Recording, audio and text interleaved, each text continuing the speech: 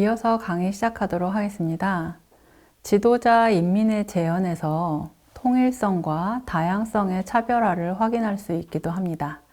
즉, 지도자는 어떤 그림을 그리든지 김일성, 김정일이구나 이렇게 곧바로 확인할 수 있도록 통일성 있게 재현해야 한다는 것이죠. 하지만 인민들은 그렇게 통일성 있게 그리면 재미도 없고 개성도 없다는 것입니다. 북한의 수령 형상 창조 원칙에 의하면 김일성의 존귀하신 영상은 역사적 시기에 따라 통일적으로 형상해야 한다라고 말하는 반면에 수령님을 모신 주의 인물 형상은 유사성을 극복하기 위하여 개성화하고 다양한 형태로 그려야 한다고 말합니다. 김일성은 통일성, 인민은 다양성 있게 그리라는 배치 전략을 읽을 수 있습니다. 미술 작품은 개별적 창작가들에 의하여 형상되는 만큼 위대한 수령님의 존귀하신 영상을 역사적 시기에 따라 통일적으로 형상하지 않는다면 수령님의 혁명 역사를 역사적 사실에 맞게 정확하고 정중하게 반영할 수 없게 된다.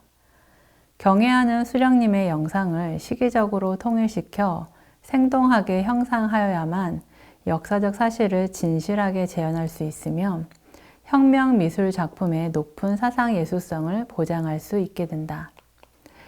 이렇게 김일성을 역사적 시기에 따라 통일성 있게 그리기 위해서는 여러 작가들이 여러 지역에서 자기 개성대로 김일성을 그린다면 불가능한 것이겠죠. 그래서 북한에서 통일성 있게 김일성을 그리기 위해 선택한 전략은 중앙 집중식 그림 그리기 방식입니다. 위대한 수령님의 영상을 잘 형상하려면 수령님의 영상 형상을 통일적으로 할 수 있도록 사업 체계를 바로 세워야 합니다. 나는 어떻게 하면 수령님의 영상을 작품마다 특색 있게 잘 형상할 수 있겠는가 하는 것을 오래전부터 생각하여 보았는데 수령님의 영상을 형상하는 미술가들을 한 곳에 직결시켜야 할 것 같습니다. 얼마 전에 황해북도에 나갔다가 어느 갈림길에 모신 수령님의 영상을 형상한 미술 작품을 보았는데 도에서 그중 낫다고 하는 사람이 형상하였다고 하는데도 수준이 매우 낮습니다. 앞으로 위대한 수령님의 영상을 모신 회화 작품도 동상, 석고상과 같이 만수대 창작사에서 통일적으로 형상하도록 하여야 하겠습니다. 이처럼 수령님 형상의 형상과 관련해서는 여기저기에서 제가끔 형상하는 것이 아니라 만수대 창작사에서 통일적으로 해야 관리와 통제가 가능하게 된다는 것입니다. 그에 반해 수령님을 모신 주의 인물들은 개성화와 다양화 전략을 강조하는 것입니다. 친애하는 지도자 동지께서는 위대한 수령님의 혁명 역사를 예술적으로 깊이 있게 형상하자면 또한 유사성을 극복하여야 한다고 하시면서 창작에서 유사성을 극복하는 것은 당의 일관한 방침이라고 강조하시었다. 친애하는 지도자 동지께서는 이러한 설명과 유사성을 극복하기 위하여서는 수령님을 모신 주의 인물 형상을 개성화하고 다양한 형태로 그려야 한다고 가르치시었다. 그래서 인민들의 형상은 각각의 얼굴이 다르게 묘사되어야 하며 옷, 자세, 손에 들고 있는 도구 등이 모두 다양한 형태로 들어오게 됩니다. 인민들은 주인공이라기보다는 다양하고 이름 없는 익명성의 군중이 되는 것이죠. 상대적으로 다양하기 때문에 오히려 관객의 시선을 사로잡기 어려운 형상인 것입니다. 인민들은 오직 응시하는 시선만이 통일적이다 라고 할 수 있겠습니다. 그러면 김일성은 역사적으로 통일시켜 형상하고 인민들은 다양하게 형상하여야 하는데 군 장성이나 간부들은 어떻게 재현할까? 이것도 매우 궁금합니다. 도상들을 면밀히 들여다보면 인민들 속에 계시는 수령님을 그린다 라고 하면서도 군 장성이나 간부급들에 대하는 방식은 일반 인민들과는 다르다는 느낌이 듭니다.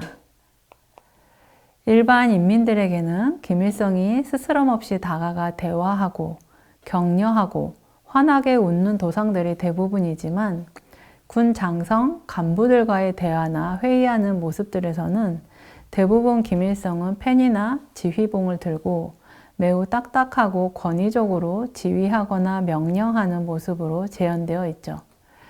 이러한 도상들에서 장성이나 간부들은 김일성 주변에서 약간 멀리 떨어져 거리감이 있고 어색할 만큼 뻣뻣한 차렷 자세를 취하고 있는 자세로 경청하거나 메모하는 모습으로 재현되고 있죠. 김일성도 다소 경직된 모습이지만 군 장성과 간부들의 경직된 차렷 자세는 이것이 활발한 토론이 오가는 분위기는 결코 아니다라는 것을 읽을 수 있게 합니다. 이곳은 명령과 복종의 관계를 드러내는 현장이라고 할 수 있겠죠. 어색할 만큼 뻣뻣한 차렷 자세를 취하고 있는 자세로 경청하거나 메모하는 모습으로 재현되고 있기 때문입니다. 이에 대해서는 먼저 김정일의 미술론에서 주인공을 중심으로 하는 구도에 대한 설명을 읽어볼 필요가 있습니다. 작품의 형상적 요소를 구도적으로 빈틈없이 맞물리자면 주인공과 함께 다른 인물에 대한 처리를 잘하는 것이 중요하다. 구도 조직에서 기본으로 되는 인물 관계는 묘사되는 매 인물의 형상의 목과 위치가 뚜렷하게 밝혀질 때 원만히 해결된다. 화면에 형상적 과제가 없거나 명백하지 않은 인물을 쓸데없이 등장시켜서는 안 된다. 모든 인물은 주인공의 성격을 돋구어주고 형상의 폭을 넓히며 작품의 기본 과제를 밝히는데 복종되게 설정되어야 한다. 인물은 제가끔 특색 있고 두드러지게 하면서도 화면의 중심을 살리는 데 방해가 되거나 산만하지 않게 구성되어야 한다. 어떤 인물의 성격이 매력 있다고 하여 그것을 돋구는데 몰두하면 한 화면 안에 다른 매듭이 강조되어 산만하게 되고 결국 중심을 살리고 기본 과제를 밝히는 데 방해가 될 수 있다. 기본 과제를 해명하는 데 필요 없는 인물을 등장시켜서도 안 되지만 반드시 있어야 할 인물을 빼놓아서도 안 된다. 실제적으로 김일성이 주인공인 도상에서 군 장성이나 간부들은 주변 인물입니다. 그들의 신체는 김일성의 정치적 신체를 돋구어주는 역할이 아니라면 존재 가치가 없는 것이죠. 구체적으로 간부들과 함께 있는 도상에서의 김정일의 지적을 살펴보겠습니다. 첫째, 김정일은 조선화를 지도하면서 인민군 장령들을 진에 많이 넣은 부족점이 있다라고 지적하고 있습니다. 위대한 김일성 동지께서는 조선화, 전국의 난국을 타개하기 위한 현명한 방침을 제시하시는 최고사령관 김일성 원수님에서 인민군 장성들을 진에 많이 넣은 부족점을 찾아내시고 위대한 수령님께서 인민군 전사들과 인민들 속에서 그들을 전쟁 승리해로 고무하시는 것을 보여주는 것이 더 의의가 있다고 가르쳐 주시었다. 각계각층 인민들과 군인들 속에 계시며 그들을 승리해로 조직 영도하시는 위대한 수령님의 숭고한 영상을 많이 창작할 때 대한 경의하는 김정일 동지의 가르치심은 인민 대중과의 혈연적 연계 속에서만 노동계급의 탁월한 수령의 위대성과 현명한 영도, 고매한 풍모를 가장 훌륭하게 형상할 수 있다는 것을 전제로 한 가장 올바른 창작 원칙이다. 즉, 굿 장령들을 도상에 많이 넣을 필요가 없다는 지적입니다.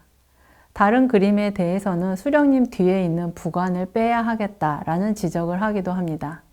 김일성과 너무 가까이 서 있는 부관은 김일성에게 집중적으로 모아지는 시선을 분산시키는 것이기에 빼야 하는 것입니다. 오히려 이들보다는 각계각층 인민들과 군인들 속에 계시는 김일성을 형상하여 인민 대중의 혈연적 연계 속에서만 수령님을 형상하라 라는 원칙을 제시하고 있습니다. 북한에서는 이것을 이민위천이라고 하는데 이는 언제나 인민 대중을 믿고 대중의 힘과 지혜를 동원하여 혁명과 건설을 밀고 나가는 것을 말합니다. 둘째, 수령 형상 창조 원칙에서 가장 중요한 것이 인민들 속에 계시는 수령님이었는데 참 재미있게도 간부들 속에 계시는 수령님은 거부하고 수령님 혼자 계시는 것으로 형상하는 것이 좋다라는 원칙을 보여주고 있기도 합니다. 위대한 김정일 동지께서는 조선아 승리의 열병 광장에서 수령님께서 혼자 계시는 것으로 형상하는 것이 좋다고 말씀하셨다. 위대한 김정일 동지께서는 조선아 승리의 열병 광장 형상 과정을 친히 지도하시면서 주석단에 계시는 수령님의 주위에 개별적 간부들을 형상함으로써 조국 해방 전쟁을 빛나는 승리로 이끄는 경애하는 수령님의 위대한 업적이 두드러지게 강조되지 못하고 있는 부족점을 찾아보시고 주위의 인물들을 빼도록 하시었다. 그리하여 작품은 열병식에 참가한 군인들의 우렁찬 환호에 담례하시는 위대한 수령님의 숭고한 모습을 더욱 정중히 형상할 수 있었던 것이다. 이처럼 개별적 간부들은 김일성의 위대한 업적을 가리거나 그러한 업적을 나누어 갖는 존재가 되기 때문에 수령님의 위대성이 두드러지게 강조되지 못하는 부족점이 되는 것입니다. 그래서 김정일은 아예 주변 인물들을 빼도록 지시하고 있는 것입니다. 셋째, 이러한 도상에서 이어지는 지적으로는 수령님 옆에 서 있는 사람들을 실제 인물로 그리지 않으려면 완전히 모를 사람으로 그려야 한다고 강조하고 있다는 것입니다. 그것은 사실상 모를 사람으로 그리라는 의미입니다.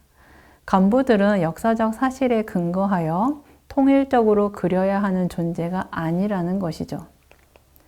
그러나 반대로 김일성을 형상할 때는 역사적 사실에 맞는지 확인하라는 지적이 유난히 많습니다. 예를 들면 조선아 1211 고지 방위자들 속에 계시는 어버이 수령 김일성 원수님을 보시면서 수령님께서 쓰신 모자의 색깔이 역사적 사실과 맞지 않는다. 또 수령님께서 군자리에 가셨을 당시 그림에 묘사된 것처럼 군복을 입으셨는가를 알아보고 역사적 사실에 맞게 그림을 그리도록 하여야 한다라고 지적하고 있는 것이죠. 모자나 의복까지 역사적 사실에 맞는지 확인할 것을 주문하고 있는데 그러나 간부들에게는 완전히 모를 사람으로 익명화하여 그리라고 지적하는 것입니다. 이에 대해 김정일은 역사적 사실을 예술적으로 전형화하여야 한다고 강조합니다. 위대한 김정일 동지께서는 사실 자체를 옮겨놓는 것이 사회주의적 사실주의가 아니라고 하시면서 작품은 어디까지나 역사적 사실에 전형화하여야 한다라고 가르쳐 주시었다 라고 말하고 있죠. 즉 간부들의 도상은 역사적 사실 그대로를 반영하는 것이 아니라 전형하여 모를 사람으로 그리라는 의미입니다. 이러한 논리는 매우 재미있는 현상입니다. 김일성과 같은 지도자는 전형화하여 통일적으로 표현하고 간부들은 모를 사람으로 전형화하라는 것이니까요. 이 전형화에 대한 이중적 의미를 잘 이해해야겠습니다. 일반 인민들과 달리 간부급들에 대해서는 극히 견제하고 통제하고 있다는 것을 도상에서도 확인할 수 있습니다. 간부들의 얼굴을 실질적으로 알릴 필요가 없으며 김일성의 업적을 나눠 가질 이유도 없기 때문이죠. 사실상 고위 간부들은 김일성이나 김정일에게 위협적인 존재가 될 수도 있다는 가능성을 아예 차단하고자 하는 의도로 읽을 수 있습니다. 그에 반해 농민, 노동자, 어린이와 같은 일반 인민들의 신체는 오히려 김일성의 정치적 신체를 돋보이게 해주는 역할을 하고 있다고 해석할 수 있을 것 같습니다. 네, 이번 차시는 여기서 마무리하겠습니다.